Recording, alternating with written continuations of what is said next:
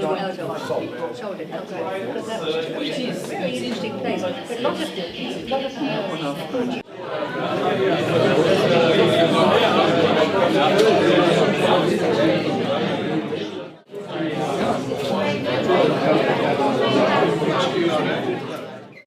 So welcome members and guests to the Australian Institute of International Affairs of Western Australia, to a very special event tonight.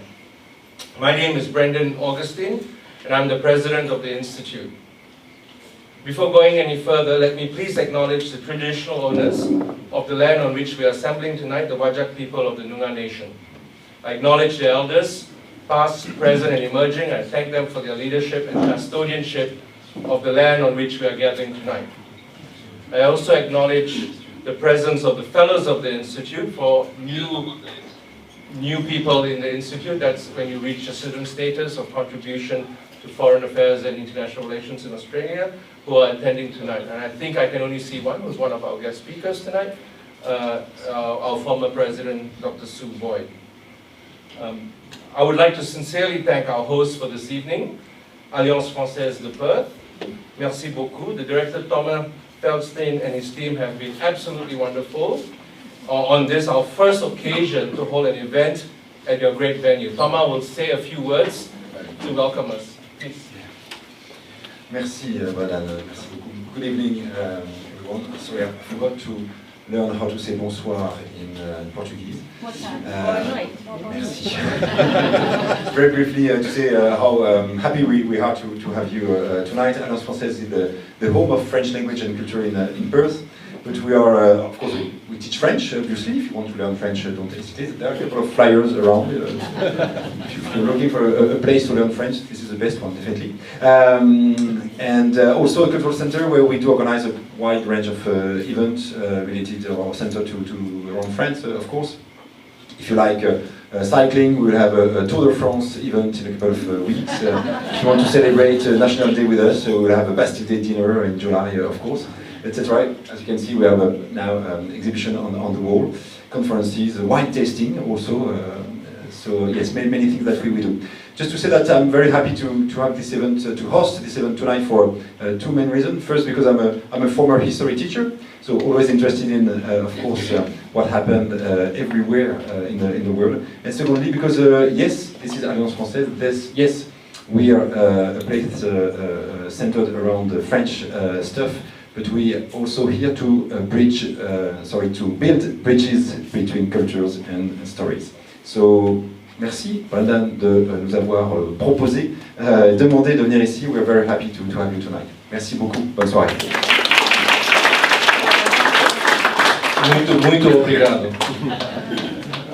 I also like to acknowledge the Honorary Consul of Portugal, Mr. John de Souza, known to you as some, who has been very helpful in the organizing of this event. He has distributed some beautiful carnation flowers to keep with the theme of the event, and also donated some great Portuguese red wine to share with us tonight. So thank you.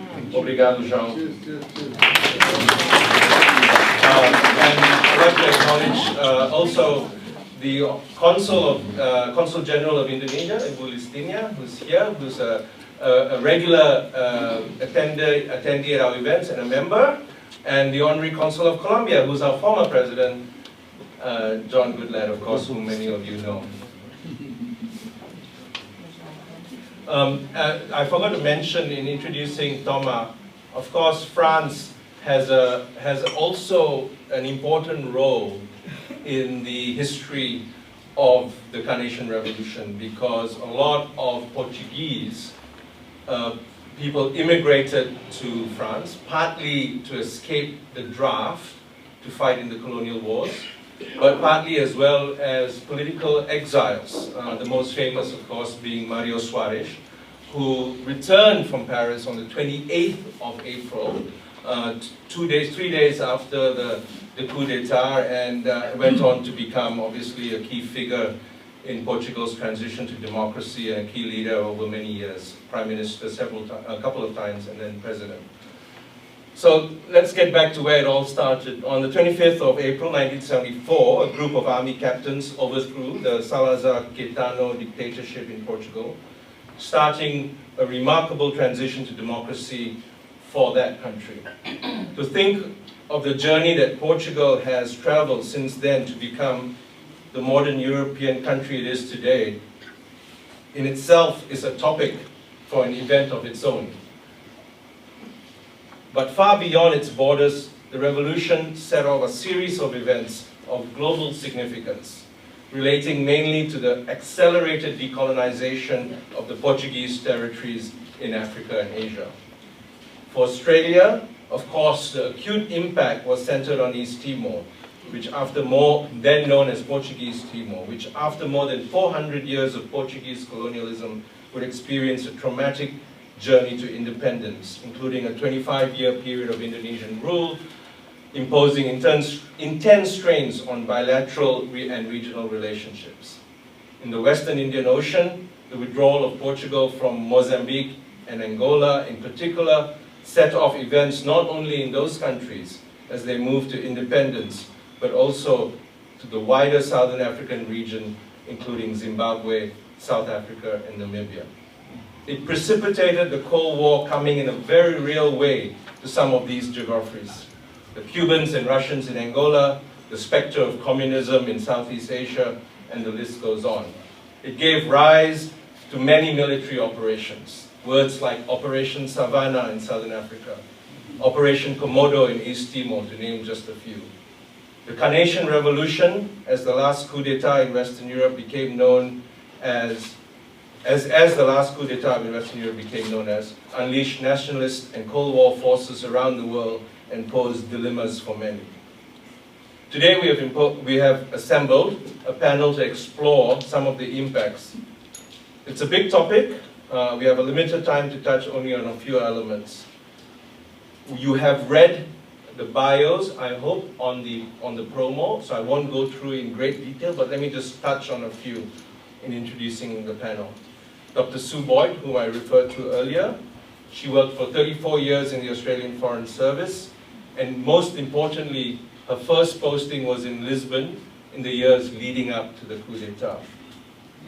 Coming back to Canberra just after the coup d'etat, she found herself advising the Australian government, probably the only person in the Australian government who knew anything about the movements and the vibe, as my teenagers would say, that was happening in Lisbon at the time and the potential impacts. She's going to share some of her experiences, and I'll do a plug for her. She's written a great book, her memoirs, which aptly titled Not Very Diplomatic. If I got the title right? Always diplomatic. Always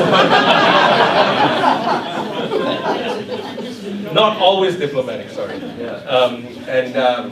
She's a great personality and a great leader of this organization, AIIAWA, and a great former diplomat of Australia. Ambassador Antonio Moniz, who's joining us by Teams. He would have loved to be here today, he's mentioned it, but they have an event tomorrow in Canberra, which he couldn't avoid, so he's joining us by Teams, but I'm sure he says he would like to come back to Perth, and maybe we can have another event with him when he's in Perth the next time.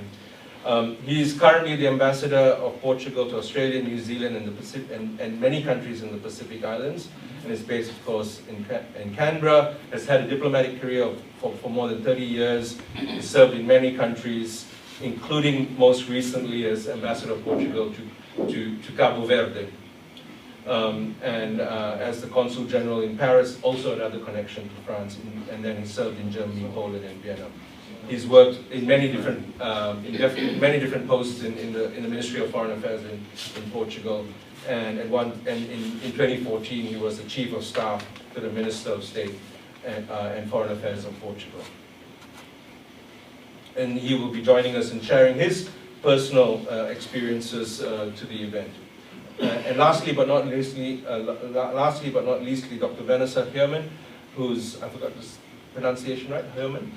Is senior lecturer in history at Curtin University. She coordinates the history program and lectures in history and international relations.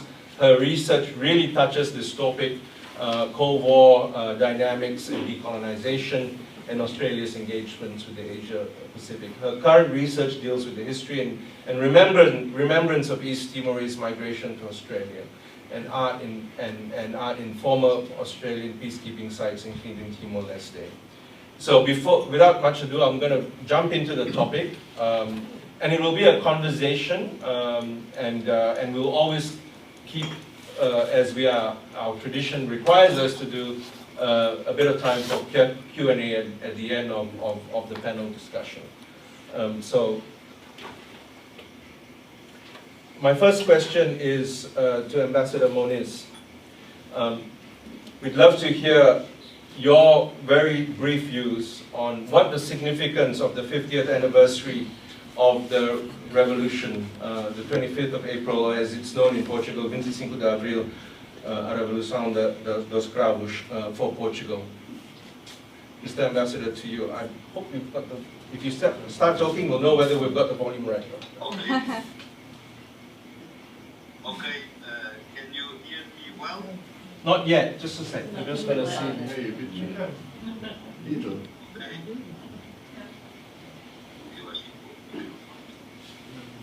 You were coming up earlier. Okay, can you hear me now? Yeah. Put your microphone. Yes.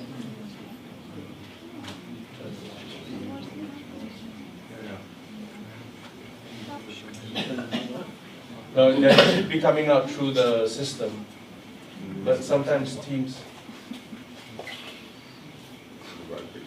Okay, can you hear me now? Please go ahead. Okay. Well, first of all, thank you very much for this edition. I think it's we have to thank you a lot for this, because, as you said, this year we marked the 5th anniversary of our revolution. And this is a very important date. We can see by all the commemorations, all the celebrations that have taken in Portugal, that most of the political parties they associated with these celebrations. I could even see that in our parliament it was beautiful as ever, with the decoration of the Carnation also. So we would like to thank you very much for the initiative, because this is important. The 25th of April, it's a very important date for us, and a date that we remember every year, but this year with a special special tone also. And of course that during these 50 years that have passed, Portugal has went through a lot of different reforms. I think that we are now in '96 we could join the European Union. And joining the European Union also developed a lot Portugal in every sense. I would say that it was the development at the social level, at the economic level, at the infrastructural level. In all levels we can feel the difference. And so the country became much more modern and much more adapted to the globalization. And this is a process which is still going on. This is not a process that has stopped.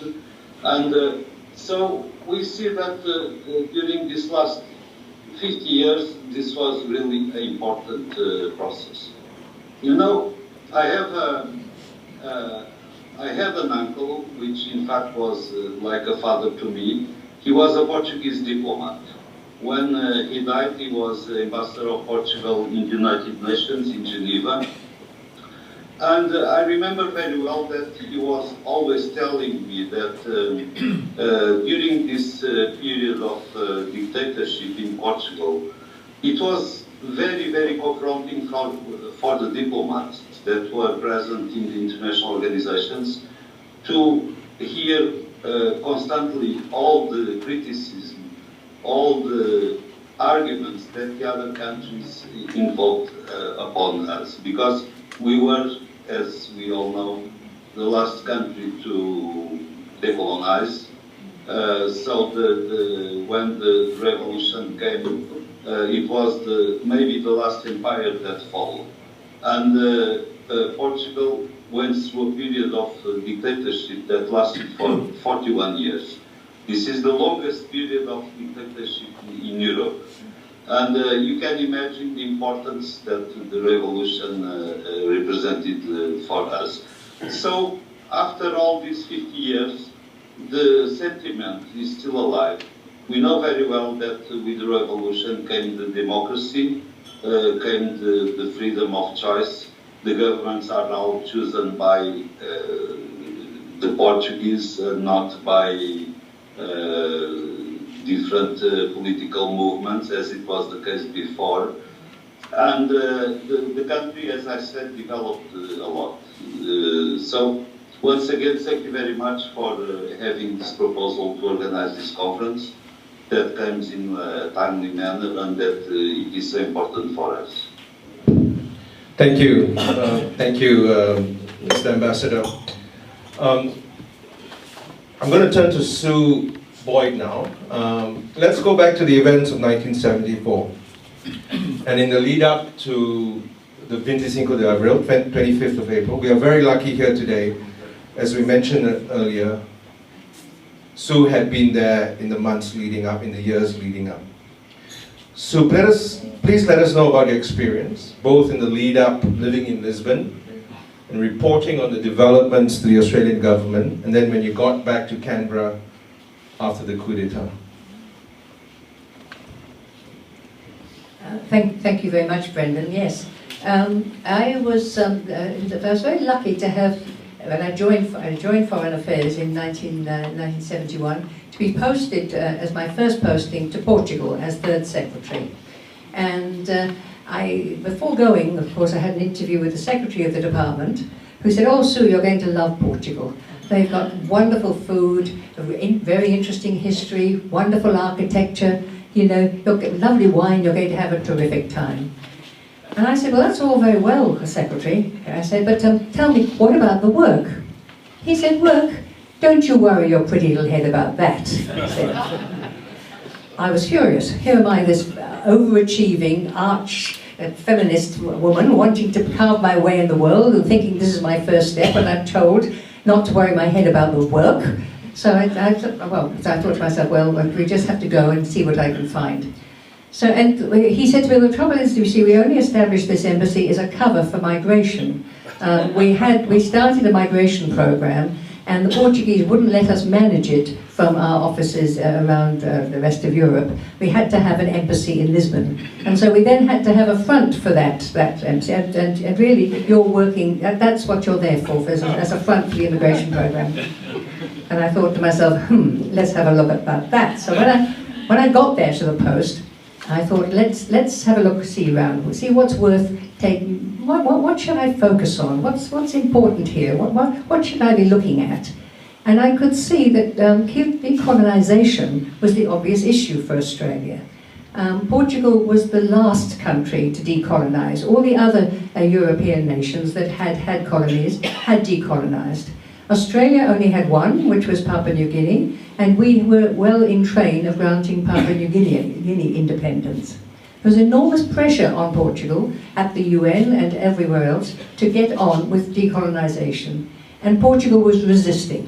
It did not want to give up its colonies. And so I thought to myself, what I'm going to study here in the years that I'm posted, I'm going to look at this question of decolonisation, what the Portuguese are doing about it, what's happening in the country, record that and send that back to Canberra. So that'll be my contribution to it. And so I got going ahead to do that. And I got around and I learned Portuguese, first of all. I went to language school in the mornings, and I worked in the mornings and went to language school in the afternoons for the first 6 months of my posting. So I learned Portuguese, and then I got to know Portuguese. I got to know people who were in the military, and I got to know people who were in business, and people who were in farming. I mean, a real cross-section of Portuguese people. And I developed quite a good feeling for the country and what it was doing and where it was going. And you could see that there was an uneasiness in the place. There was change was afoot, and especially when you got to know people in the military. because Portugal still maintained its colonies. It still had a policy in Angola and Mozambique and Guinea-Bissau, and it had Macau, although the Chinese had said, don't worry about Macau, and wait till we see what we do with Hong Kong, and then we'll decide what we're going to do about Macau. So you could just sort of just get on with Macau. We'll worry about the others. And they were the other, had been Goa, but the Indians had pinched that a few years before, so that was no longer anything to worry about. But there were the colonies in Africa, and also there were other colonies, and of course there was East Timor, quite close to us. And those actually did matter to us. And so, and the thing was that the Portuguese were really, the government was absolutely determined to retain the colonies. It had no inclination whatsoever of granting independence to any of them. But the way of managing the colonies, of course, was through the military. The military were posted to be the governors and the people who kept law and order in each of the colonies. And they were the ones that were bearing the brunt of it all, because there was fierce resistance in the colonies, particularly the African colonies, against continued Portuguese occupation. Wars of liberation had started, and it was the Portuguese military who were in those colonies who were the ones who had to deal with the wars of liberation. And many members of the military were killed, and there was a rumbling, certainly within the military, of hostility towards the idea of continued occupation of the territories. And the more of the military people that I met, the more that became firm in my mind as one of the issues that had to be contended with. Our secretary, the ambassador's secretary, Brenda, married a Portuguese captain, and through her we got quite a lot of information about what the captains were thinking and doing, and what was the concern. And then when General Spinola came back from his postings and came out in public criticising the government and saying this cannot continue, we are not going to continue to bear the brunt of this in the military, things have to change. So the leading general was saying these things in public. So there was a clear movement for change going on in the place. And I was recording this. I was talking to as many people as I could. I was finding out about it, and I was sending all this stuff back to Canberra. What I sent back to Canberra filled a couple of files. And when I got home to Canberra, I had a look at those files, and no one had looked at any of the things that I'd been writing. The stories were there, but no one had taken them on board. No one was interested in Portugal. So that had to change. So I got back and I went back via Angola and Mozambique, and I stayed with friends, and I met people in the military in those countries, and also people in business. And I read the waters and could see what was going on, and there to feel something serious was afoot. And then I got back to Canberra and went to my first job was back in the department was the day after Anzac Day. And of course, the day before Anzac Day, the Carnation Revolution happened. And so I arrived at my desk in Canberra, thinking, right, well, this is what's happened, this is what I've been reporting on all this time, what do I do now? And it was easy because the head of the department came along and said, the Prime Minister wants someone from the department to brief him on what's going on in Portugal. And he said he doesn't want some old fuddy-duddy who doesn't really know, he wants someone who really knows. And soon that's you. So take yourself off to Parliament House and go and brief the Prime Minister. I was scared shitless, I have to say. Here was I back from my first posting, a young officer, and I wasn't prepared for this, but I thought, well, you've just got to do it, you know. So I trogged off across the rose garden, and first of all I sort of put my hair up quite neatly, and I pulled down my mini skirt so it wasn't quite so revealing, and my high heels, and I trogged off with my lipstick on, and got to Parliament House, and was shown into the Prime Minister's office. And the Prime Minister said, "Susan," he said, "Susan, tell me, what's going on in Portugal? And what does it mean for Australia? And what should we do about it?" This is, of course, Gough Whitlam. In case you didn't know. So that was Gough. So that was it. So he wanted to know, those were the questions. And frankly, what's going on in the country, what does it mean for Australia, and what should we do about it, are the three basic questions facing the staff in all our embassies all around the world. But here it was very, very clear what he wanted to know. So I told him, to the best of my ability, and he seemed to like it, and he took great care of me the rest of my career, which was very nice to have Gough Whitlam helping me along. So that was a good thing to do. So that was it. So that was the start of it. And then when I got back actually into Canberra, back into my job, my job was really then to help the government to work through the whole question of what do we do about this? What does it mean for Australia? What does it do? And of course, what it meant most urgently was what does it mean for East Timor? Are you cutting me off? I'm sure what And the battery's not this way. Thank you. Yes, that's it. The most urgent question was then, what about East Timor? Because that was the pressing question for us. It was close by, and the question was, how do we handle it? What's the attitude to it? What should we do? What should Australian policy be in these circumstances?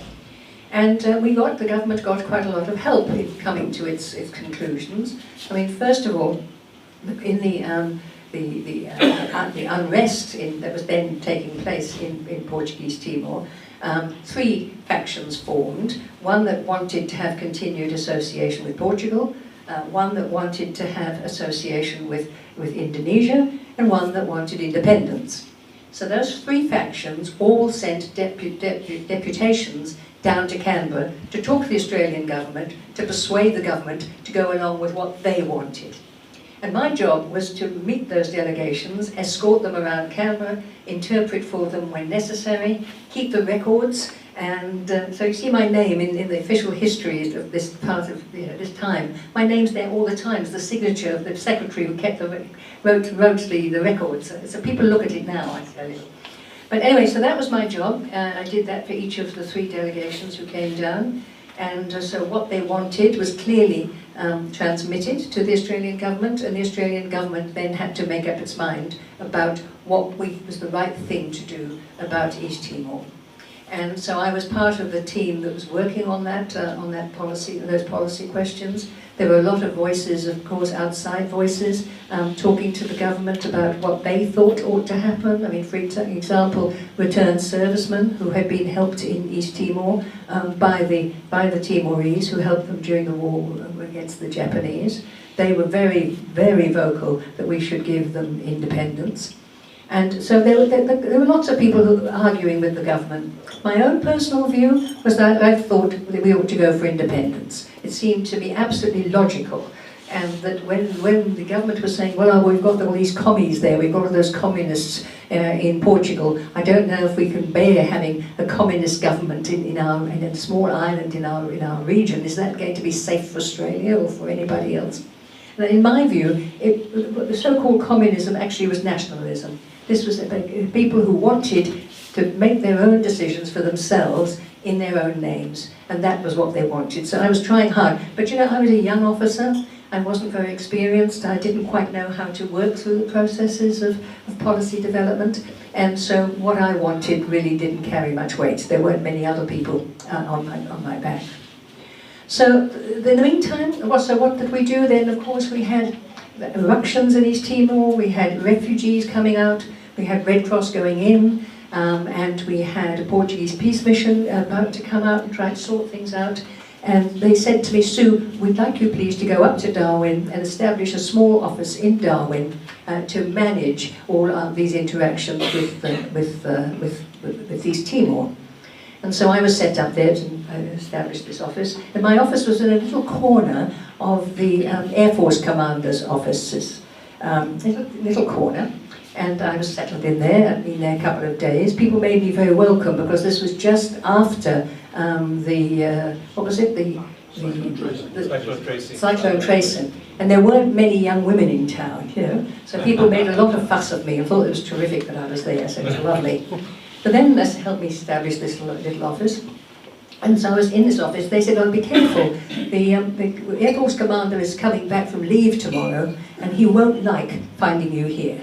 I said, oh, well, that's interesting. So I So I thought, well, so what, basically? So I came to the office the next day, and I found someone had put ropes up all around my office with signs saying, entrance for authorised personnel only, keep out, around my office, yeah? So I thought, it's a bit odd, really. So anyway, and then he came out of his office and said, who the fuck are you? And I said, well, I'm the representative of the Department of Foreign Affairs and Trade. And he said, what? He said, what do those fucking dickhead pufters in Canberra think they're doing? Sending someone like you, sending a girl up to do a man's job. What do you think they're doing? So that was my welcome. That's how I had to have a start. But I thought to myself, I can do nothing about this. I just have to get on with the job and do it. So I had other people out there who were prepared to work with me and helped me. And so I just got on with it. And got on with it quite well. The Portuguese peace mission arrived, and I escorted them and helped them. I used many of them from my time in Portugal. So I made things easy for them. When the boat came in with refugees, I went on board and interviewed the refugees to report what they were reporting about what had happened to them in Timor. Then all those sort of things I did very, very happily. And then I stayed in the hotel, of course. And then one night in the hotel, the phone went at about 1 o'clock in the morning, and it was Canberra. Canberra saying, Sue, we've picked up intelligence that the Indonesians are about to invade. And we'd like you to convey that intelligence to the Portuguese peace mission. Quickly. Yeah, sure, yes, I'll do that, no problems. The trouble was, they didn't have telephones in their hotel, because since the Cyclone Tracy, that's limited, I had a telephone, they didn't. So I sent a Commonwealth car round to their hotel to ask them to contact me. And so then I got dressed and waited, and the next thing was a telephone call from the office downstairs, and they said, oh, the Portuguese Consul General is here. He was the leader of the delegation. And I said, oh, that's good, ask him to come up. No, he wants you to come down. So I thought, okay, so I went down. By then it was about 1:30 in the morning, and the Commonwealth car was outside, and sitting in the car was the Portuguese Consul General in his pyjamas. So I looked through the door to talk to him and told him my message, and he said, oh gosh, well I have to come in and telephone Lisbon and Indonesia. I have to telephone them quickly. Can I come up and use the phone in your room? I said, yes, of course, sir. We trogged across the foyer, him in his pyjamas. These are those blue and white striped cotton pyjamas with a sort of string around the waist, to hold it all together. And so he was holding himself together as he trotted across the up and into my room.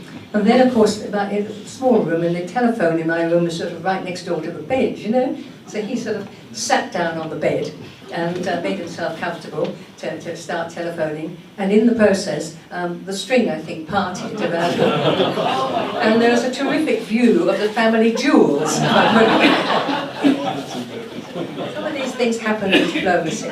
Yeah. So anyway, that's what happened. So I gave them the message, and life went on, and they all started to do their business, and everybody talked to everybody else, and lots of talking went on, and a lot of negotiations, and things rolled along. And in due course, the government took the position that it took, which was it was persuaded by Indonesia, who said that they didn't want a communist country next to them. That it was incapable of managing itself. It was a very small economy, and it would be a burden on the neighbours, and so they did not want it to have independence. And that persuaded the Australian government, and that's the way the policy went down. And at that point, very luckily for me, they turned around and said, Sue, we'd like you to go to East Germany. We have a space in the Australian embassy in East Germany, and as you speak German, we'd like you to go quickly, please, because it's urgent. So that was the end of my involvement with Timor, for the moment. I never got in there. I wanted to go, but it was never an appropriate time to send me in. They sent a fellow in, a really young dickhead, and I argued and said, how can you possibly send this fellow in to go to do this job in Timor? I mean, I'm the person who knows it all, I should be sent. And they said, yeah, we know that, Sue, but if we sent you, people would say they're not taking the situation seriously because they're only sending a woman in. So there we go, what to do. So that's my story. It's a bit longer than I think that you give me time for. Thank you. I think, of course, Sue then went on to be ambassador in Fiji, High Commissioner, ambassador, I don't know when they were in the Commonwealth or not, and other very significant posts in the Australian diplomatic service. But interestingly enough, and this I'm waiting to hear this because I haven't heard it yet, because I know, Mr. Ambassador, that as part of your 50th year anniversary of the 25 de Abril, the embassy in Canberra has been looking at the Australian diplomatic records, which are accessible at the National Library in Canberra. And they've had to form an impression of what the question that we are looking at today, the impact on Australia and the Indo-Pacific. So some great work done by the embassy, by Ambassador Moniz and his staff there. So maybe some impressions from the reading of the material. And I heard that it was even featured in a television program a couple of days ago in Lisbon. So we're waiting here. The previous speaker, Mrs. Sue Boyd, because this direct experience is also very rich, and it's very interesting for us to hear this, what happened to someone who was really living the events as they happened. In my case, well, my experience is much more limited, because when the 25th of April came, I was only 8 years old, and so I recall some things, but of course I did not have enough background to make any kind of studies or to analyze what was going on. But anyhow, as you said, yes, we have been doing this work.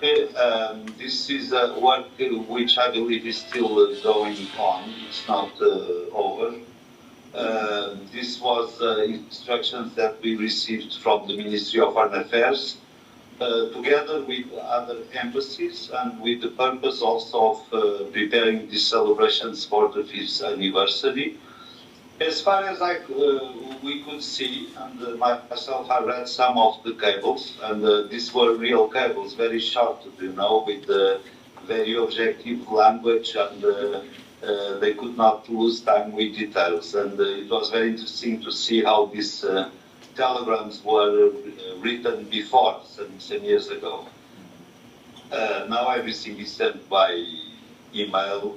Of course, it can be a encrypted email, and but we don't have any limitations on the number of pages that we send. So, but anyhow, what we could see from this exchange of information is that the Australian authorities were following very closely what was going on in Portugal, and the embassy of Australia in Portugal was also following the events very closely, and they were requesting permanently meetings with the Minister for Foreign Affairs, even with the Prime Minister, and I could see also a report where they referred to a meeting that they had also with the head of government at that period. It's interesting because, of course, we know that the immediate interest of Australia was what was going on its own backyard, which is what was going on in Timor.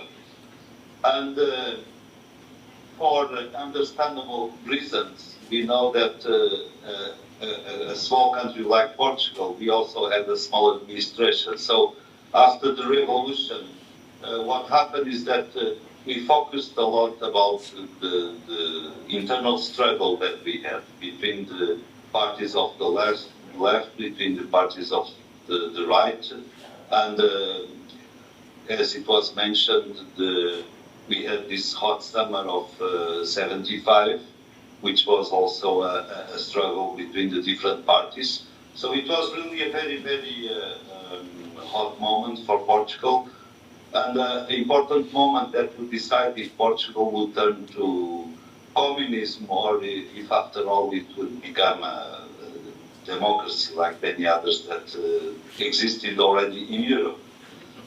It is also interesting that there are some reports that mentioned that even the US, they were not so concerned with the situation in Portugal. I don't know what is the level of reliability that we should put on this, but some say that the Americans said once that even if Portugal would become a communist country, this would be a kind of vaccine for the rest of Europe.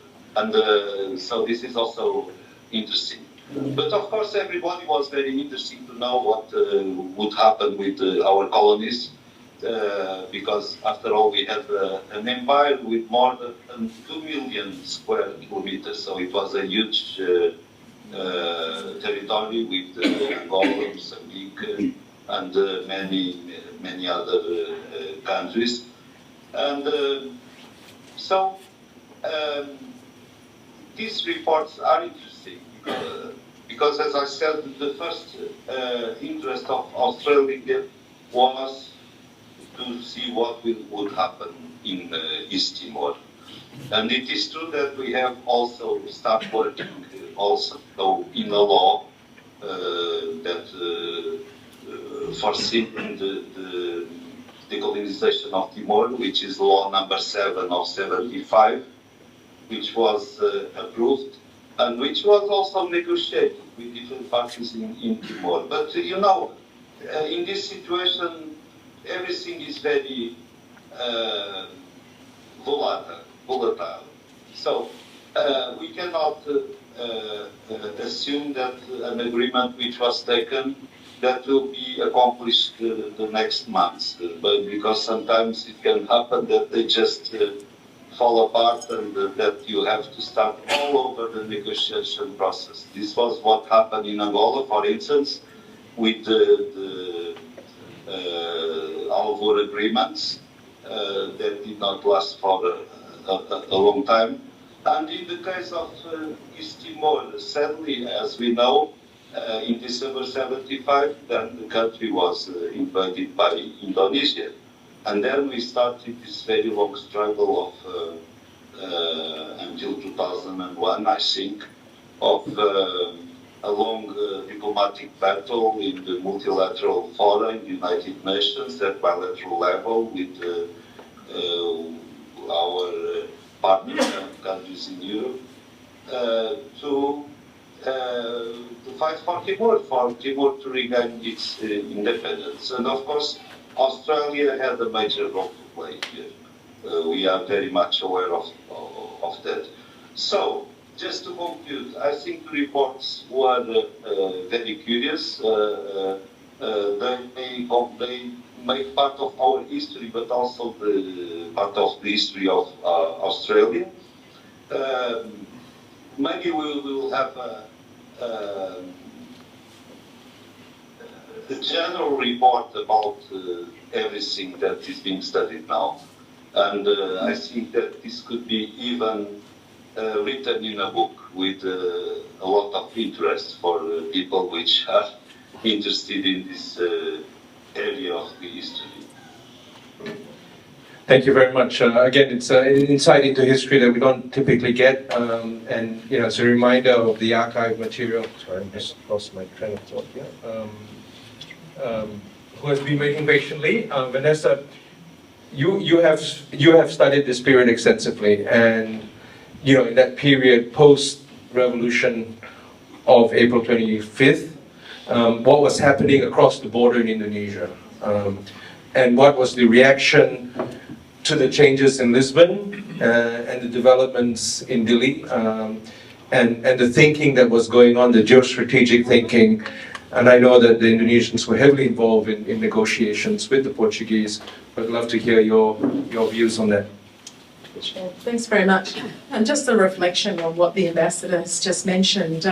So a group of us in the Timor-Leste Studies Association, as a group of historians and archivists across different countries, Australia, Timor-Leste, Indonesia, Portugal, we're trying to work together in a little bit more coordinated fashion actually to look at this period of history. So my Portuguese colleagues, Rui Feijó and Zélia Pereira, have been looking at the topic of what's available in the archives in Portugal as well, to bring more information to light about some of these events that we're looking at, Portugal's responses to the events in Timor. So the brief that I was given this evening by Brendan was to talk a little bit more about the Indonesian response. So that's just by way of a report back to you about what's going on in terms of the scholarship of this issue and how we as scholars are responding to greater interest on this issue. But in Indonesia, I mean, it's quite interesting that that Indonesia had very few, had not declared that they had any interest on to take over Portuguese Timor up to 1974. So they had respected Portuguese control over the colony, but once the Carnation Revolution occurred, then that really changed things in terms of putting something on the agenda as to, well, what would be the future of Timor after this. And I think it's good to sort of think about it in terms of the two strands of thought in the Ministry of Foreign Affairs between Adam Malik, who was then the Foreign Minister, and a different way of thinking from within the military, which was had much more of a military operation flavour to what they thought could be a solution for Timor. So, of course, we've already talked about the Cold War aspects of things, about how the Cold War really influenced the thinking at that time about what the solutions could be for Timor. But the prospect of a military invasion was some way off after the Carnation Revolution. It wasn't an immediate desire to invade Timor and take it over militarily. So for about 18 months after the Carnation Revolution, there were a number of negotiations that took place between the Indonesian government and the Portuguese government about what the future of Timor might be. And that could look like independence, or that could look like ongoing relationship with Portugal going into the future, or it could mean integration into Indonesia. So none of those scenarios were ruled out, including by Portugal. So it wasn't an outright support for independence, but more something a little bit more complicated than that from the Portuguese point of view. And of course, we've already talked about the context of Portugal, of how difficult it was at the time of various provisional governments which were in place in Portugal. So it was a great time of flux. So the Indonesians approached the Portuguese to meet in April 1974 to discuss what might happen to the territory. And here we have the role of the Foreign Minister, Adam Malik, and the so-called doves in the who were not necessarily in favour of a military takeover. Then you have people like Ali Murtopo, General Ali Murtopo, who was part of BAKIN, the intelligence networks, as well as a special operative of who was in charge of a group called OPSUS, Operasi Khusus, Special Operations. And Ali Murtopo came to play a very important role in this in terms of pushing for a military solution to the question of Timor. So, of course, the Civil War also played a part and was a problem here in terms of how to solve Timor, because once the Civil War occurred between the UDT and Fretland in 1975, in August 1975, then Indonesia used that as a pretext to potentially move into East Timor, particularly when the UDT forces, when they were defeated by Fretland pro-independence front, went to Indonesia to seek assistance from the Indonesian government. And this really complicated matters. And prior to that, Indonesia was supportive of the third political party that was formed as a result of the decolonisation process by Portugal, which was a party called APODETI, the Popular Democratic Association of Timor, and they were in favour of integration with Indonesia. And initially Indonesia worked through APODETI to campaign for integration of Timor into Indonesia, into Indonesian territory. So they supported those initiatives on the ground. But once the Civil War occurred, there were complications with the UDT forces going into Indonesia and working with the Indonesian government to look for a solution that would put Fretland firmly on the back foot. And so we have a situation where I guess three of the political forces in Timor, in a way, walked into a situation where, because of the influence of the Cold War and other events that were happening in Portugal, Indonesia, and Australia, that it became a difficult situation to disentangle themselves from that. And we can, I'll leave it there because it's perhaps a long and complex story about this in terms of what happens with the takeover and why that happened. So I'm not sure how far you want me to go through this. I better not take up any more time. No, you've been very good. One person that I tried to have here as a panelist, or at least just to say a few words, is Domingos de Oliveira, who was actually a founder of UDT, the first political party, or the second, I'm not 100% sure.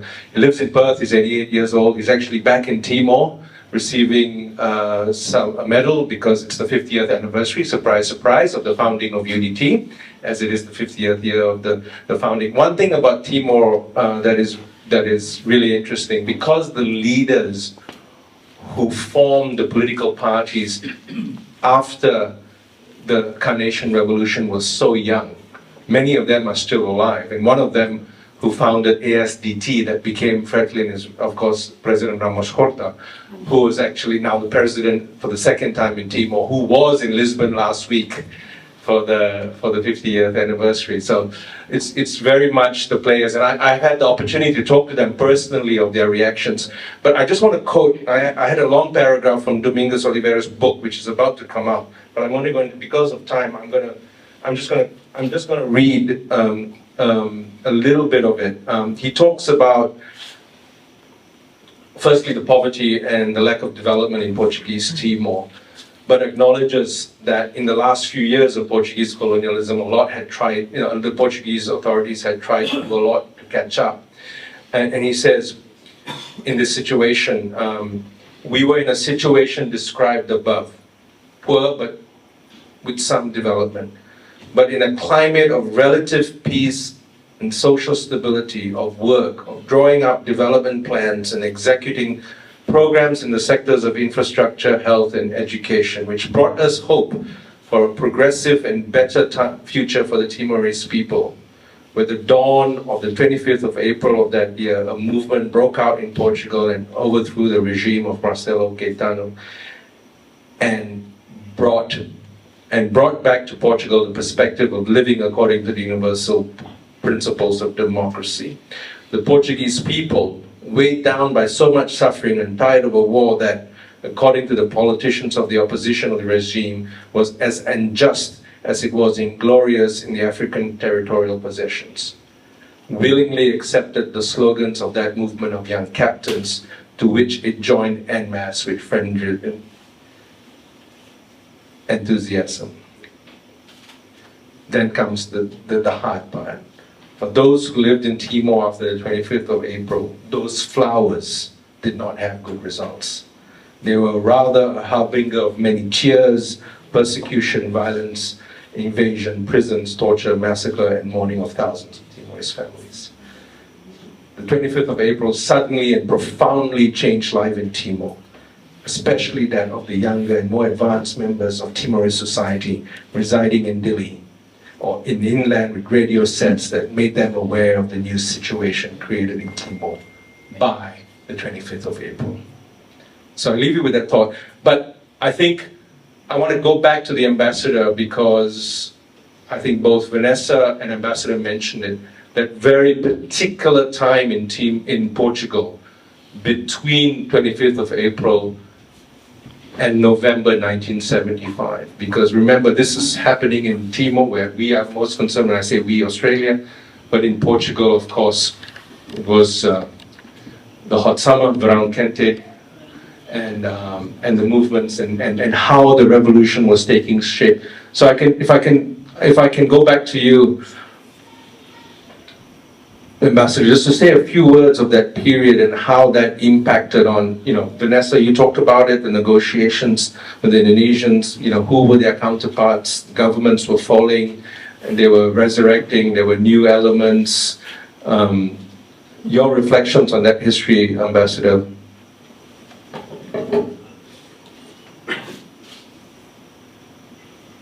Well, in 75 I was not 8, I was 9 already. Because some of the things, and it was a very funny period, I should say, with many demonstrations, and I was living in the center of Lisbon, near Alameda, where the major demonstrations were being organized, and so it was quite interesting. And then there was the preparations for the first elections also. And I remember that all of a sudden we could see in Lisbon all these the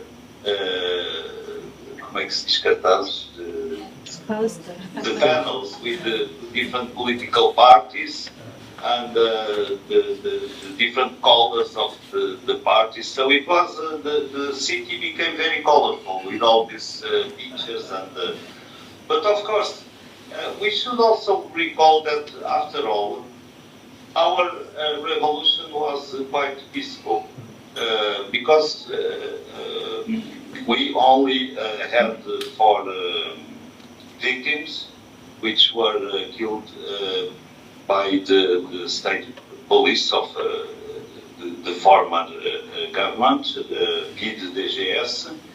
But apart from that, we did not have any victims at all. We did not have any casualties at all, as it happened in many countries. So it was a period of a lot of noise, but less violence, which was good also. And at the same time, as I said before, we were confronted also with the question of the decolonization. This was a huge problem. This was something that we were facing, as it was said before, after many years.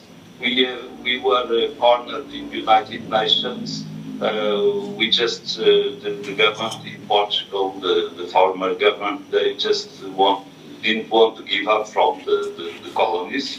And this was a huge mistake, as it was proven afterwards. But of course, this dynamic between the different parties, that's what made the hot summer of '75. And after all, as I said before, Portugal did not fall into the hands of the communists. I remember that on the first elections, it was the Socialist Party that won. There was also a party which is still very strong and which is in power in Portugal now, which is the Social Democrats. And the communists, they came only in third place. So after all, things calmed down, and then we could also pay some more attention to this decolonization process. But as we are very much aware, from the moment that the country decides to make this process and just decides to leave the countries which were being colonized, then it always starts a struggle, internal struggle, with different parties, different groups that want to fight for the power. And unfortunately, this is what happened in Angola and in Mozambique also. In Cape Verde, as you said, I've been ambassador there. It was a much more different situation because it is very curious because after all these years, if you ask any politician in Cape Verde, if we had organized a referendum in '74 to decide if Portugal should continue to be the colonial country, what do they choose? Independence or to be independent of Portugal? And all the answers are in the sense that they would choose to be in the independence of Portugal. Of course, this may be true in the year '74, '75, but I'm sure that if this possibility would be given 20 years afterwards to the people and to the population of Cape Verde, that they would choose for the independence, as they had also their own rights. But, well, it was a curious period to follow. As I said, after all, it was very hot, but not so violent. And after all, things went well, and Portugal just go on his road in Europe. We started negotiations to become a member of the European communities at that time. In 77, they lasted until 86, and so we had a lot of reforms to do after this period which we went through, and that we went through many electoral processes and many different governments. But after all, maybe this is the normal things when you have a revolution, and after 41 years of dictatorship. Thank you, Ambassador.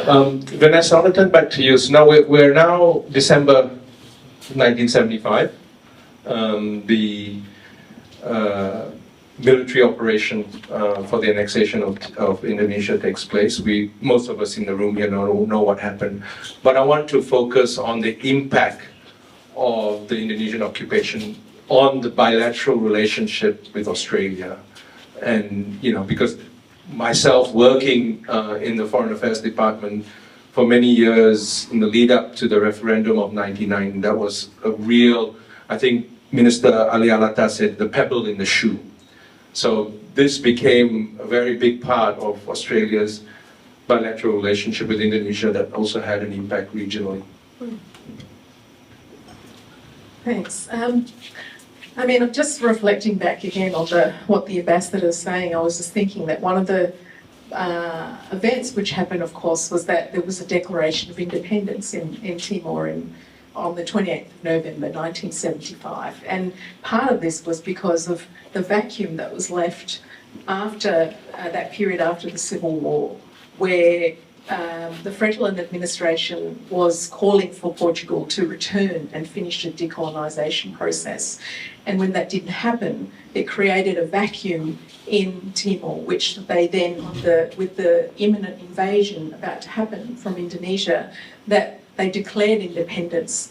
And so this, adds a complexity again in terms of the invasion itself, that even though the Independence Act was often disparaged as, it was only unilateral, it was only Franklin that did that. It had a huge impact in terms of the political value of that act of declaring independence on the 28th of November 1975. So when Indonesia invaded, the East Timorese liberation forces could then claim to say that they were invading a country that had already declared independence, that had enacted a form of self-determination. So this becomes a pivotal point that is, argued about the extent to which East Timor had completed an internationally recognised act of self-determination. So this was a campaigning point for the Portuguese later on as well, once that campaign resumed, where Portugal was participating again in attempting to find a political solution for the status of Timor. But of course, it was also a failure on Australia's part to also do something about that situation in which it found itself at that time, that Portugal was also looking towards Australia, I think, to be able to, as a regional power, to do something about the issue of Timor, and that agreement, the acceptance of the Indonesian incorporation of Timor was then, it became a problem for Australia as well. It became the pebble in the shoe, as you said, the thorn on the side in terms of our bilateral relationship. And I think, I was interviewing former Foreign Minister Gareth Evans for a book I'm writing about a group of East Timorese refugees who came by boat to Australia in 1995. And I think former Minister Evans said to me that the issue of East Timor was really the thing that caused enormous problems for the relationship. For Prime Minister Keating, it was the special relationship with Suharto was so important, but yet this issue of Timor was haunting, overshadowing the relationship with Indonesia. And I think that the resolution of that with the UN popular consultation, the UN referendum in 1999 really ushered in a new beginning for Australia, Indonesia, and also for Portugal that could claim to have finally resolved this issue on the status of Timor in 1999, and then with the restoration of independence, as it's called, in 2002, because of the initial Independence Declaration in 1975. So 2002 was the restoration of independence. So it really ushered in a new stage in the relationship. And I think both Portugal and Australia are two very key allies and supporters of the government in Timor-Leste. It is actually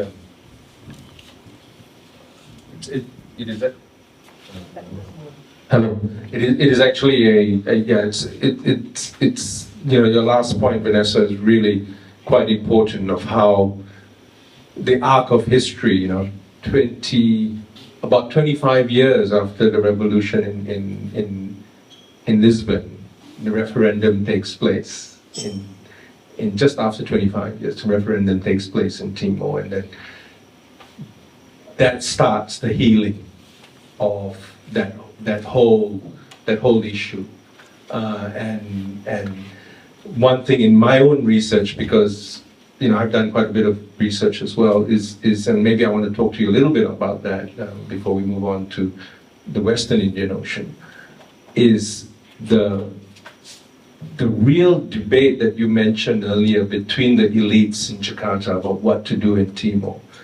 And the impression I've got from my research is that President Suharto really did not want the outcome that happened. And it was the doves and the hawks, as we call it today.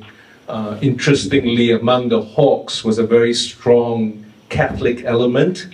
Benny Mordani, the general, CSIS, and it also was playing out in Indonesia's own politics, where the Catholic generals were trying to use Timor as to sort of brandish their patriotism and their nationalism and say, we don't mind, taking over a Catholic territory. In fact, it helps us because it brings more Catholics into the demographic. It's really interesting. Have you got any reflections on that?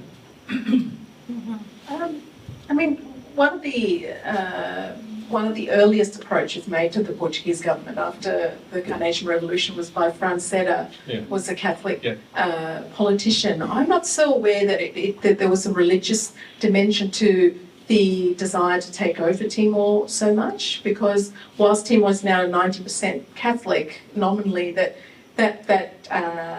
high rate of conversion occurred after the takeover by Indonesia. So, if we look back on it in a way, I was just thinking about the 99 transition, that while we can think about this in a positive way about where Timor is today, at the same time, I was just reflecting as you were speaking about when Indonesia left, that the territory was, had been destroyed enormously. 70% of the public buildings were burnt to the ground. So it's really about how not only Portugal, Australia, East Timor, but also Timor-Leste, but also how Indonesia can also live together with Timor-Leste today. And I'm very cognizant we have the consul here, Ibu Listi, in the audience as well. And I was just talking to her earlier about some of my researches about looking at how these two neighbours are trying to move forward and live in a harmonious way. What are some of the ingredients of living together? And I think Australia can really learn a lot from that, about how these relationships are being restored and knitted back together between the governments of Indonesia and Timor-Leste. So what are the ingredients for peace building, for conflict resolution and so on in the region, despite the appalling end to the Indonesian administration in Timor? I think that 22 years as we approach the restoration of independence, it's really interesting where all these four countries are at today in terms of building a way of living together in the future. Yeah.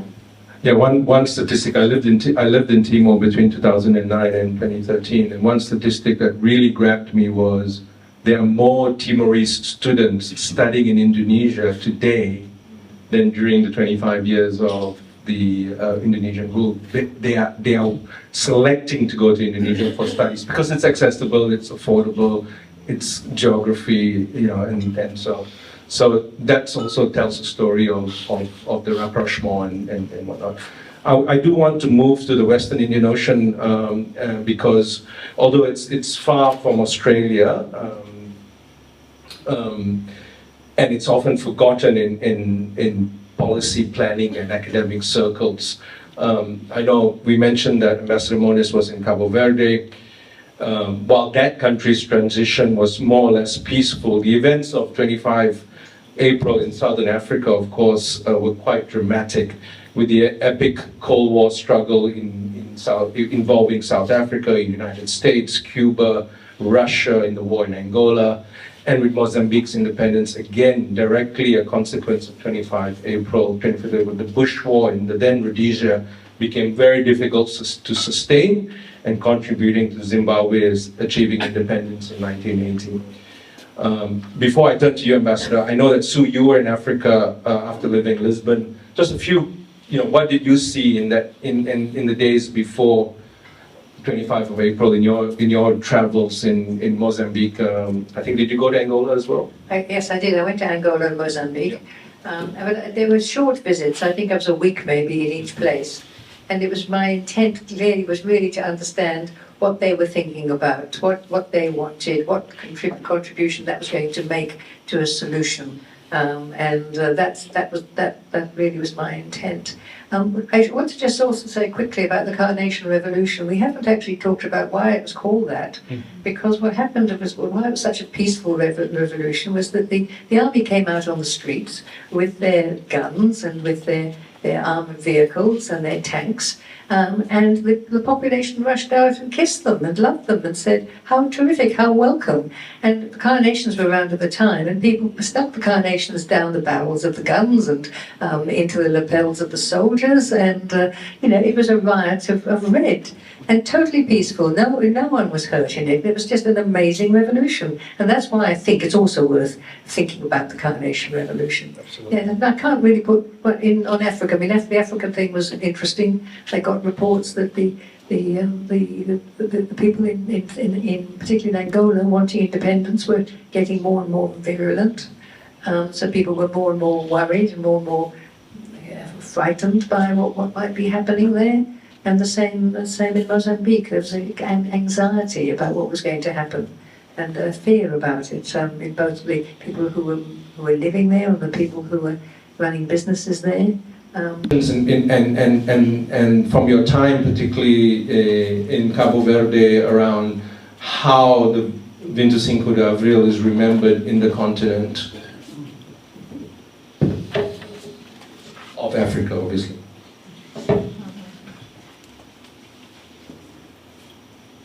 Can you hear me?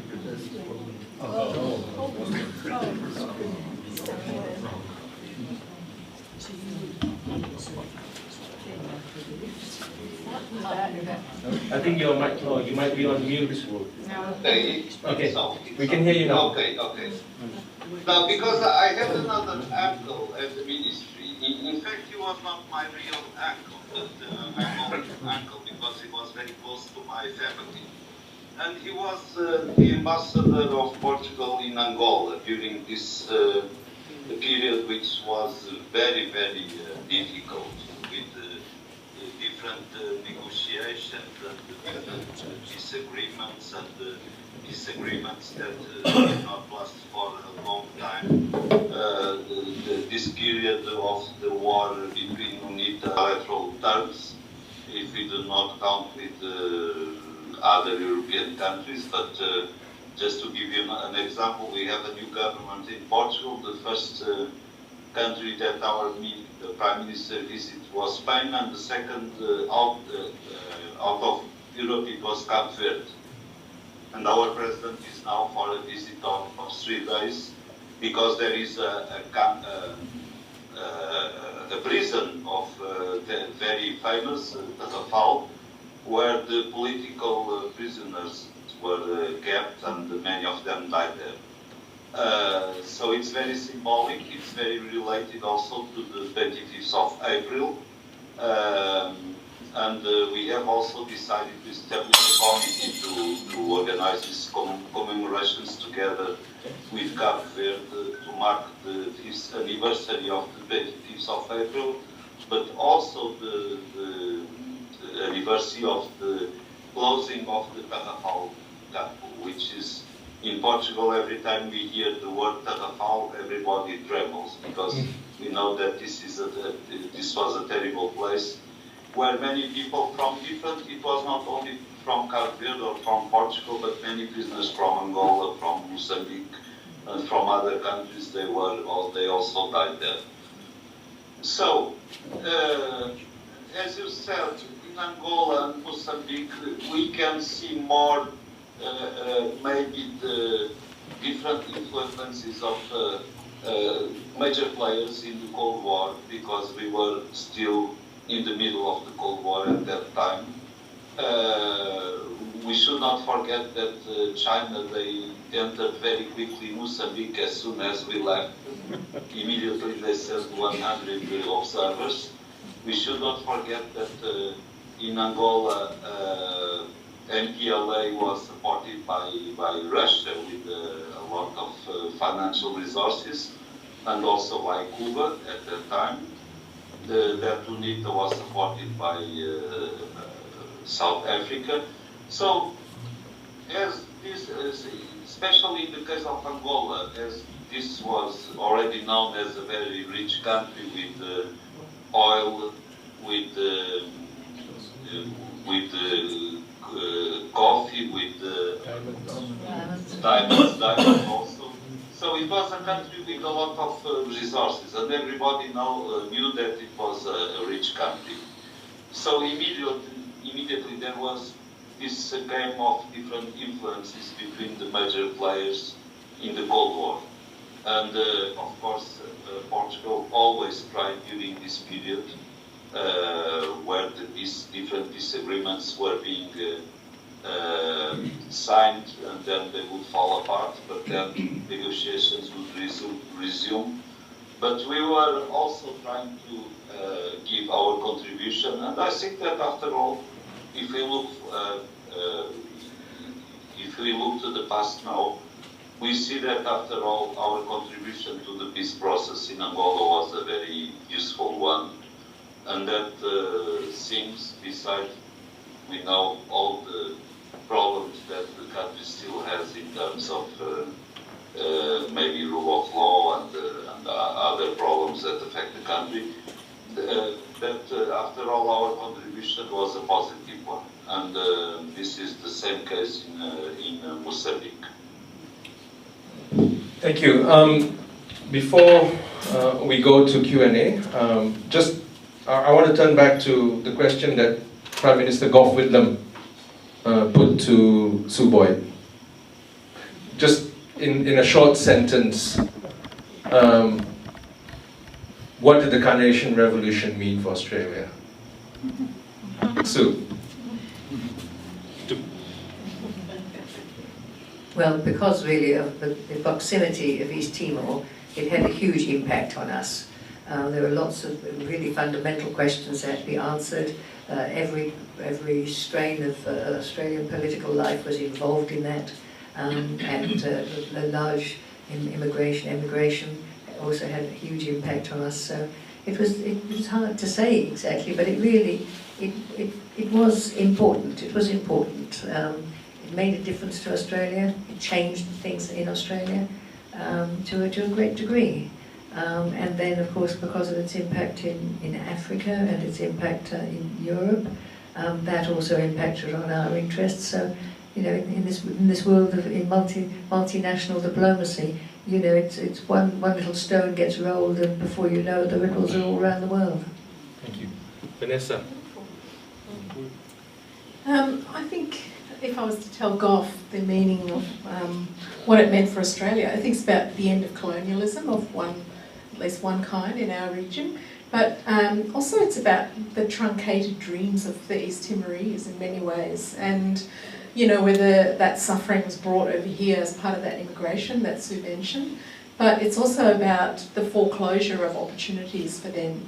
And, you know, a great deal of suffering for the next 24 years in which Australia couldn't look away from that, you know, because of the various ways in which we were implicated in that. So that they sort of walked into this Cold War situation, and it was also about the actions and inactions of the large powers in this region who could have played a better role to ensure that there was some sort of lasting self-determination that took place in Timor. Because for all of Australia's concerns about decolonisation in the post-war period that was supported by initially the Labor government at the end of the Second World War, so what happened to Australia's support for decolonisation when it came to Timor? In what ways were those contradictions exposed? Thank you. And after all your research, Ambassador, so in a short sentence, how did it impact Australia?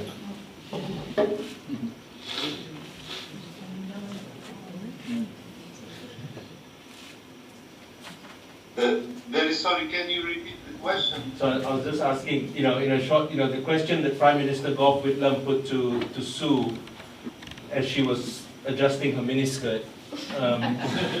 You know, what did the Carnation Revolution mean for Australia in very short terms, in brief terms?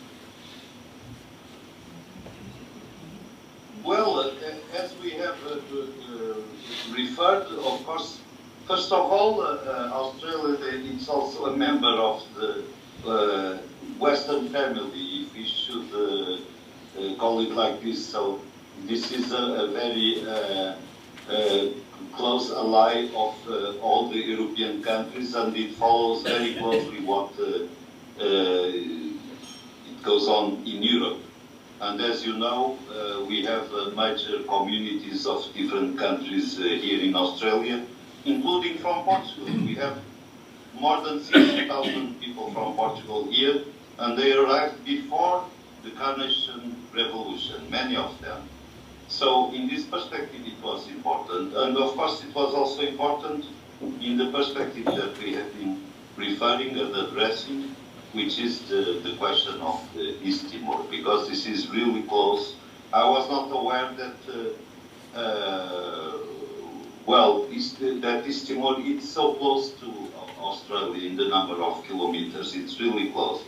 So it's natural that Australia had a special concern about what could happen to East Timor if it would become a communist country. So this would be also a signal of danger for Australia.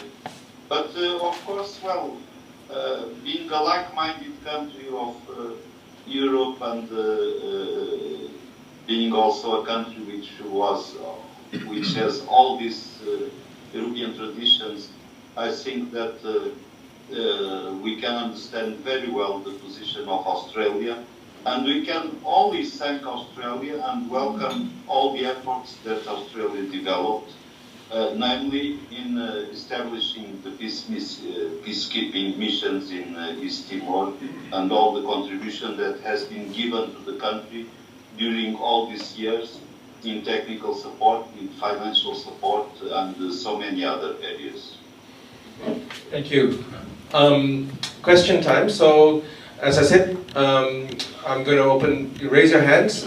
Just introduce yourself. Don't have to say where you're from, and give your question. And I said for those who want to give a comment tonight, particularly from those from Southern Africa who experienced what happened there, I'm willing to entertain that. Thank you very much, Brendan, and all the presenters this evening. My name is Henry Ng. For the purpose of my question, I'm originally from Hong Kong, and I want to draw all your attention to the colony of Macau, the ex-colony of Macau, which Sue very briefly mentioned something about how China said, well, just look what we're going to do to Hong Kong. I'm not entirely sure that's correct, because if you look at the chronology of it, and it's only just by coming here that I've become aware that the Carnation Revolution happened in 1975. Hong Kong, 74. The discussion, negotiation of Hong Kong happened in 82, 83, with Thatcher falling down, and so on and so forth. And it was, the negotiation was held with Deng Xiaoping. And during 1974, Deng Xiaoping may have even been exiled in a village somewhere, and Zhou Enlai may have been dead, and Mao Zedong was not far from being dying. So, and yet the question was, from Macau, obviously, it was not handed back until 1999, 2 years after Hong Kong. So I guess the question I have both for Ambassador and Professor Su is, what really was the thinking to leave Macau as it was? I've actually done some research on that, but I'll leave Sue to answer that. The chronology is as you spelled out, and to my knowledge, when the question of what to do about Macau was coming up, was saying, well, what do you do about Angola, what do you do about Mozambique, what do you do talk about the others, that the China said to us, look, you've got a lot of things on your plate, you've got a lot of countries you really have to worry about. Don't worry about Macau, because we don't want Macau to be independent just yet. We're prepared to wait to see, because of what it might do in terms of influencing what's going to happen about Hong Kong. What we would prefer to do is to settle the question of Hong Kong, and once that's been settled, then we'll be prepared to focus on the question of Macau. So that's what I understood was the situation. Yes, because just if I can reflect on my research, because the MFA, the power, the very influential power, the captains that conducted the coup, one of the number 2 on their platform was to decolonize the colonies, and so that's why it was a rush. When it came to Macau, the discussion with China was, no, we want you to stay, and it was a small colony, of course, and like Sue said, because top of our mind is we are waiting to have a discussion about Hong Kong. And so I think that was a discussion between, from the historical record, there was a discussion between the MFA movement, the various governments in Portugal in 74, 75, and the Chinese authorities. That's my understanding. I also add that it happened in my career, but I happened to be posted in Hong Kong at the time of Macau's independence. It was terrific because I'd gone over to Macau to present my credentials to the governor, and I'd spoken to him in Portuguese, and we all got on very well, and we went on getting on very well. And then I had to go, and I was going, so I went to present my farewell documents. And he said to me, he said, oh, we're really sorry you're going, he said, because, you know, we like you. You've worked with us, and we can understand you, and you can speak our language. And frankly, most ambassadors that come to pay for their farewells, we say quietly amongst ourselves, who the fuck was that? But in your case, we know absolutely who you were. And so we're really sorry that you're going. So I was there. It was very interesting to be there at that time of that independence. Great fun. Enormous fun. Great. So I got James, and then yourself after that. So you put up his hand before. Hi, thank you, and thank you all for a very interesting session. I'd like to ask Vanessa perhaps to comment on how you perceive awareness of the oil and gas resources around East Timor influenced what happened, and particularly Australia's involvement, from a historical perspective. Hello.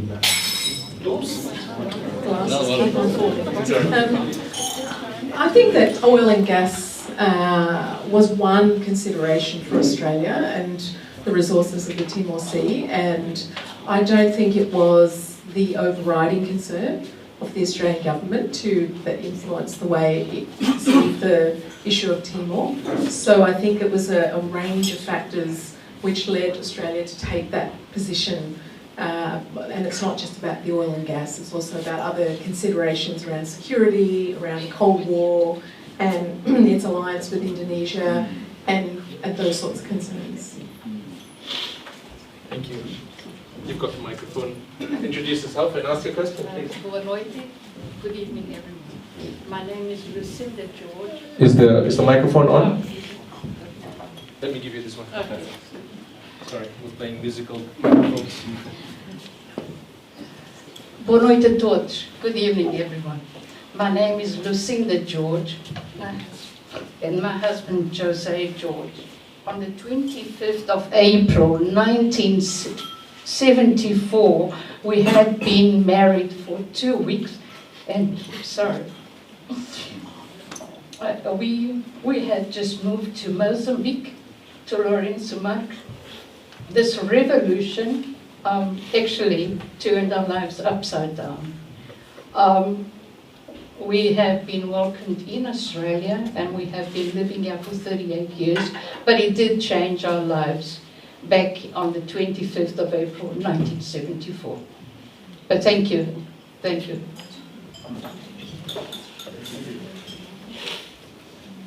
Thank you.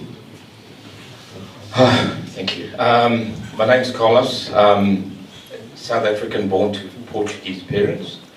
And just if I can direct, and I understand the lady's predicament because at the time of the revolution, we were school kids.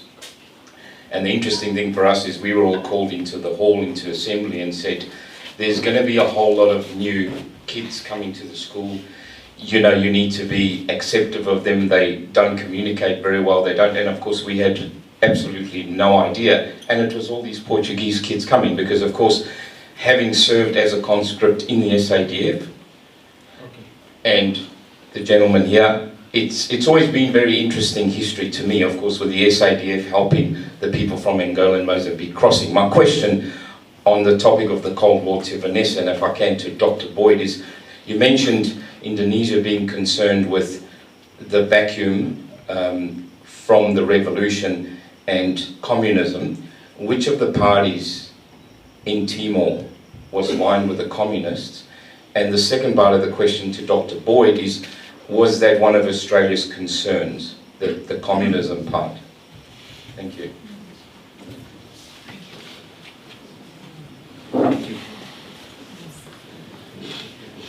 Just a quick one. I mean, as I think Sue mentioned, that they were actually talking about nationalists when they mentioned concerns about communists. And who were they concerned about? They were concerned about ASDT, or what became Fretland after that. So, I mean, you know, the influence, there were several leaders of Fretland who were influenced by Marxism, who went to Portugal and was, you know, part of that revolutionary upsurge in Portugal, and they learnt Marxist ideas as part of their schooling in Portugal. So they brought some of those ideas into the decolonisation movement in Timor when they were active inside the Fretland Party, and that became the basis, it became the pretext for saying that the Fretland government would be communist, and it would be the Cuba of Southeast Asia, and so on. So that's, you know, and it ties in with Indonesia's own massacres of the left in 1965-66, and so it's part of a longer pattern of concerns in Indonesia. Thank you. I don't think I've got anything to add. I think you've covered it. There were communist elements in the government that emerged in Portugal, in Lisbon, and that was that influence, I think, which they led to. But certainly, I mean, Whitlam, in talking to the Indonesians, said we were worried about having a government, a communist government in a country close to us, as you must be too, having seen that what's been going on in Southeast Asia most recently. That was in the discussion. Thank you. Actually, if you read the oral accounts among the Timorese leaders, the return of the students from Lisbon in '74, facilitated by the armed forces, you know, MFA, was a turning point in Timor's history, and ASDT Fredlin turning a very sharp turn to the left. So that's a very key historical event. Thank you. Hello, good evening everyone. My name is Tiago Martinho. I'm a citizen of both Portugal and Australia. First of all, this has been an amazing discussion, and I'd like just to do a few comments and then pose a question to the ambassador. we talk about the 25th of April as a beautiful revolution with no victims. And I think that's perhaps whitewashing history a bit, because, like the lady said, how the impact of the revolution in the lives. On my personal family history, my grandfather on my father's side was arrested after the revolution because he was deemed to be fascist.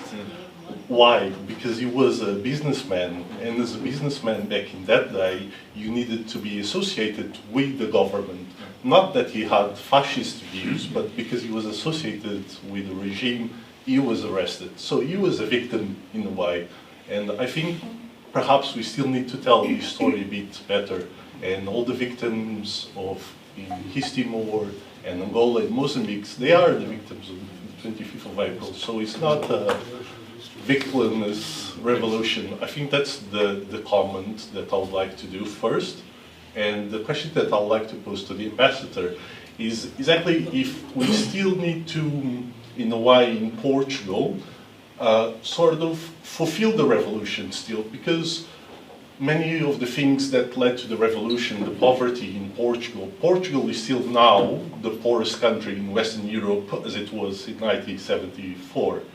20% of people in Portugal live underneath the line of poverty.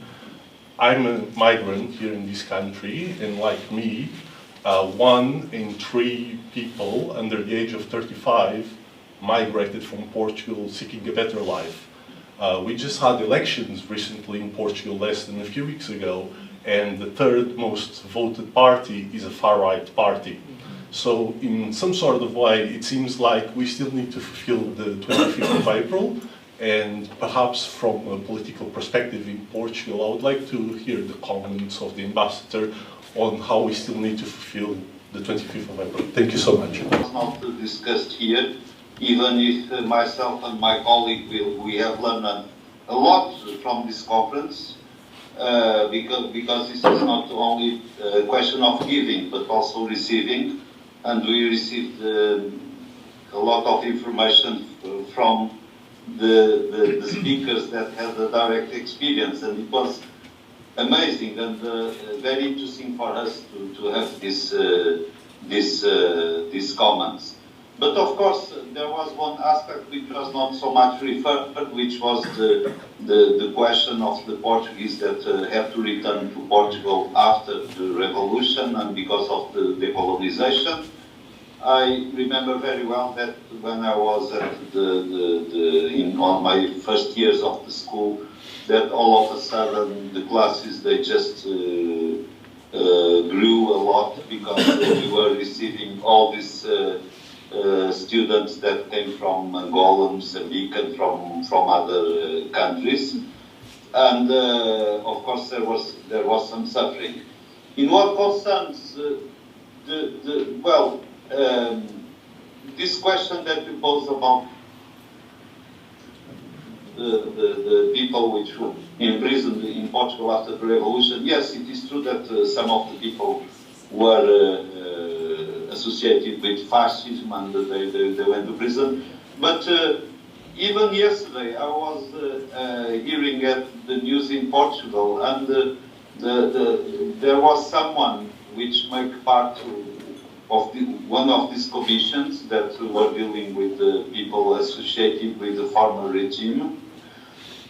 And he said very rightly that these people, they did not stay in prison for very long because they just didn't want to act as the fascists were doing it before. So yes, there was some suffering.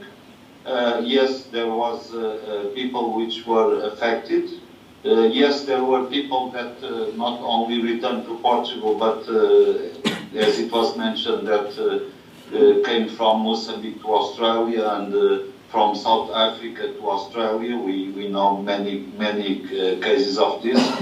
Concerning the question itself, well, you know, sometimes people have the tendency of confusing a little bit the role of a diplomat with the role of a politician. This is not the same thing, you know, because we work for the government, but we are public servants, and so I have to work for a government from the left or from a government of the right, and maybe for a government of the far right, if I don't mind to do it. And of course, there is a question for these movements that are proliferating in Europe. There is this problem. There is this tendency. There are many governments now in Europe that are also made of coalitions with the far right. In Portugal, we have also this rising from the Party Chega. And of course, well, it's the will of the people, you know. We cannot do nothing about it. We cannot maybe they have more arguments just to dismount the arguments which are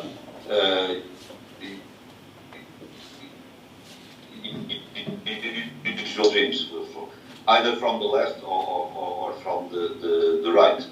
But well, this is something that we have to live with, and let's see what will happen in the next years in Portugal and in the rest of Europe. The name Slade Healy, South African. Did 10 years in the military, Rhodesia as well. My question would be for the ambassador. My wife's Angolan. My mother-in-law's cousin was the Red Admiral, Rosa Coutinho.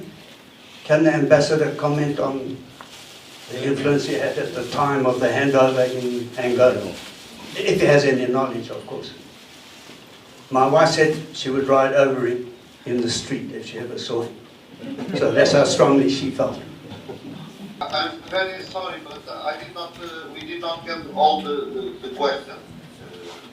So if I can paraphrase, it's Red Admiral Rosa Coutinho, he was the transitional governor at the time of the handover in Angola. So any reflections on the role of Rosa Coutinho, who was the general in charge at the time of the transition? Are you aware of his story?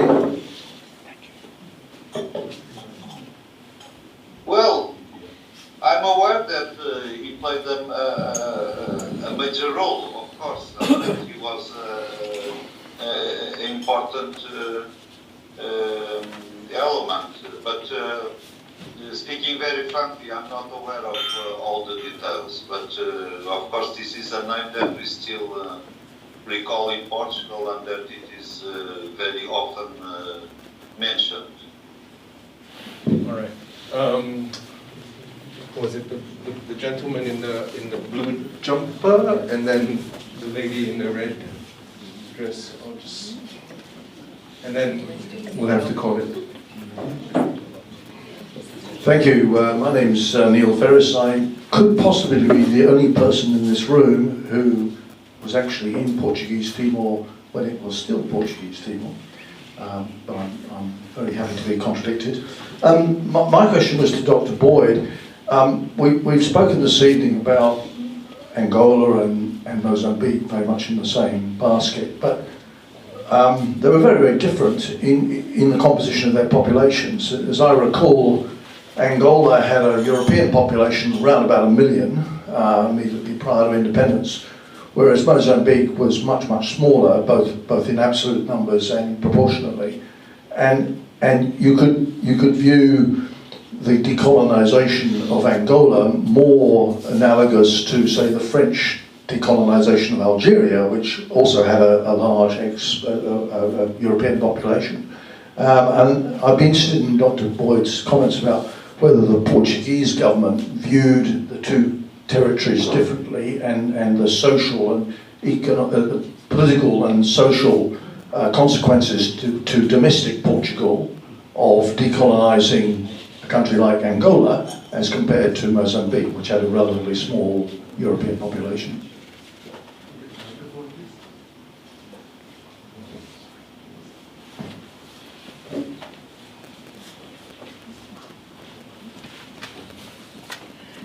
Very briefly, because I don't like anybody else now dying to go to the loo.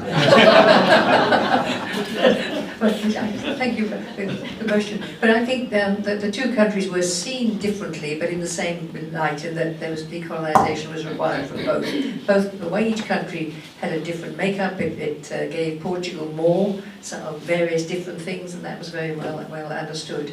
But I think that the common thing was that they were each really governed by Portuguese military, who were sent out to maintain law and order and to govern those. And each one was therefore the same in that respect. But the problems to be dealt with were of course different in each case, as they were in East Timor, which also had a governor who was a military, who had been sent there to look after the country in the same sort of way. Very small European population. But very small European population, that's right. Hi, my name is Ruby, and I was born in Angola, and I was there when it happened. I was young, but I am interested in the impacts that we talked about in Australia. I feel more Australian now than anything else. I've been here over 40 years now. I was after some examples of how it did impact in Australia. I always think of Australia as a country so far away from the rest of the world. I know East Timor is close by. All I remember when I was little was the sound of the shooting and the stress on the streets, people running away and trying to hide. So what are some of the examples of how it did impact here in Australia? What did the Australians feel about that? It's not actually within my remit, I think. I don't think that's been an area of study, and I don't think I've got any means of answering that. I've not made any study of the immigration from different countries into Australia, what's happened to them. It's somebody else's work. You know. I can add. You go ahead.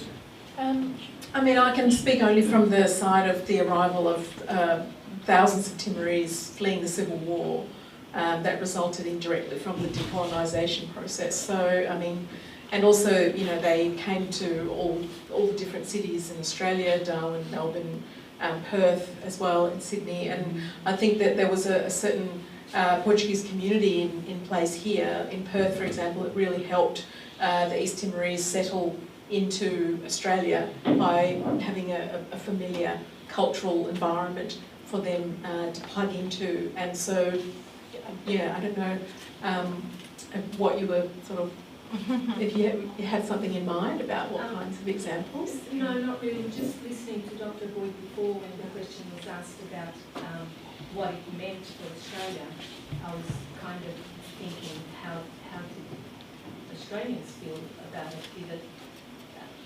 What was the impact? What was some of the examples? I mean, there was, Australia was was a place where they had one of the earliest groups campaigning for East Timor's independence. So the solidarity groups here, the earliest one was formed in 1974, not long after the Carnation Revolution. So Australia hosted some of the biggest pro-Timor groups that they were. So I mean, in a way, if we're looking at it from the sort of the non-government perspective, that there was a movement that grew very large over time, but that, you know, for many Australians it was still something that happened elsewhere, and you know, that was very slow too for a mass movement to develop around Timor solidarity. So it was still extremely hard to get that movement going here too. I guess we've looked at it from a public policy perspective mainly. So you look at it, and then I think Sue mentioned and Vanessa mentioned in terms of Australia's relationship with Indonesia, a very, very key relationship. It had a very, very impressive impact.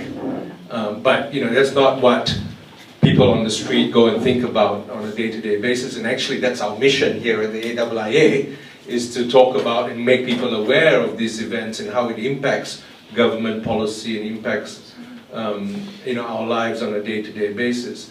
And then on a second level, I think it's that people-to-people impact, which, you know, immigration, solidarity movements associated with Timor, but also the people-to-people movements that you know, from Southern Africa, that one way or other, that immigration from, you know, maybe from Mozambique and Angola to South Africa, and then here so in that way it's had an impact on the texture of Australia.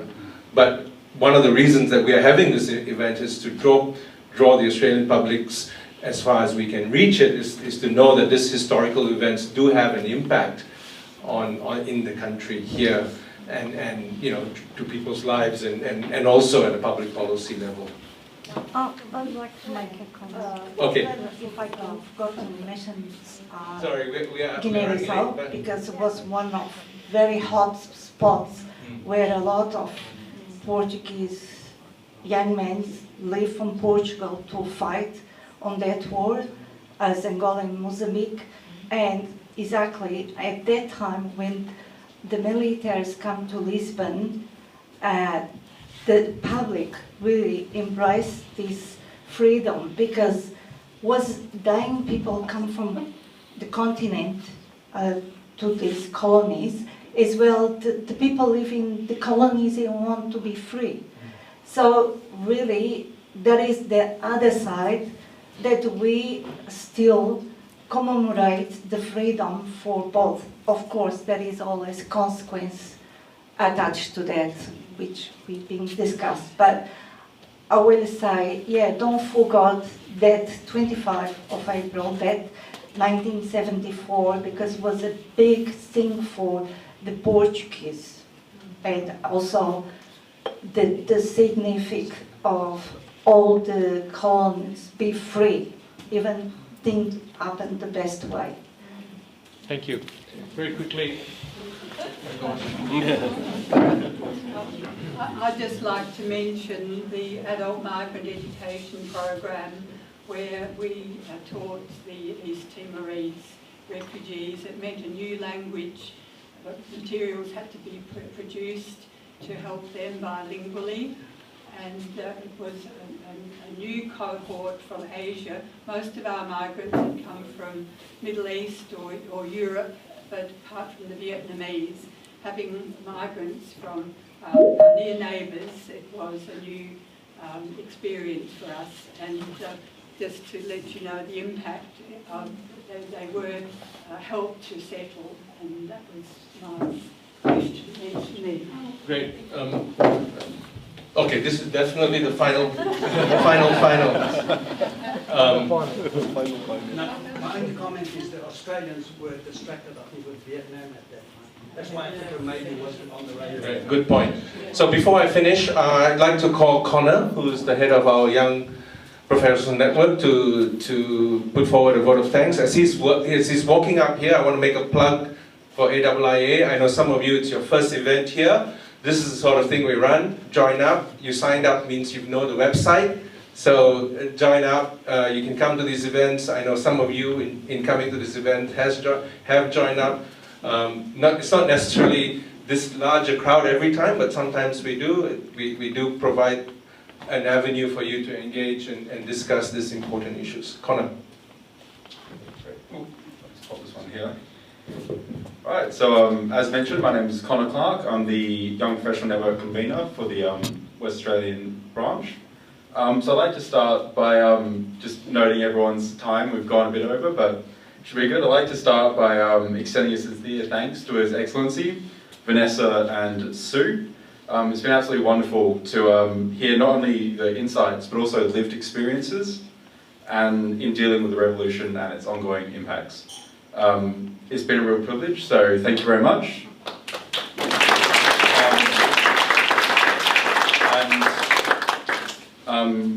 So traditionally, I've got some small gifts of thanks from the Institute.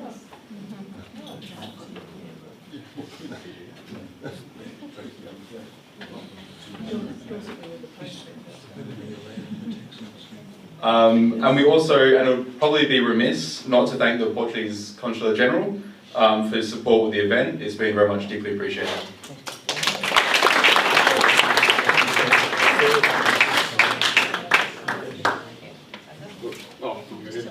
Thank you very much. Thank you. Thank you very much. And Ambassador Moniz, we'll have your gift for you when you next come to Perth.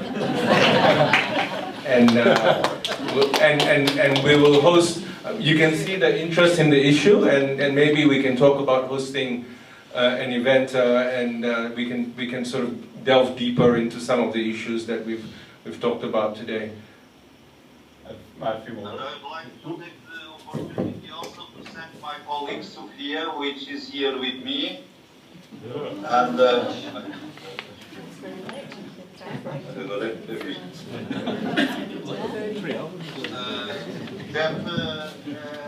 helped to prepare this very interesting meeting. And so once again, we would like to thank you all for your participation, for having chosen the Carnation Revolution as a subject for discussion, which for us is of utmost importance.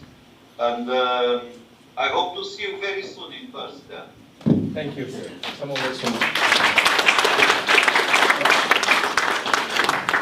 So just, finishing up, I think events like this really highlight how connected our region is, really showing that no event truly does happen in a vacuum. I think Sue mentioned that the ripples from everything will continue to be felt.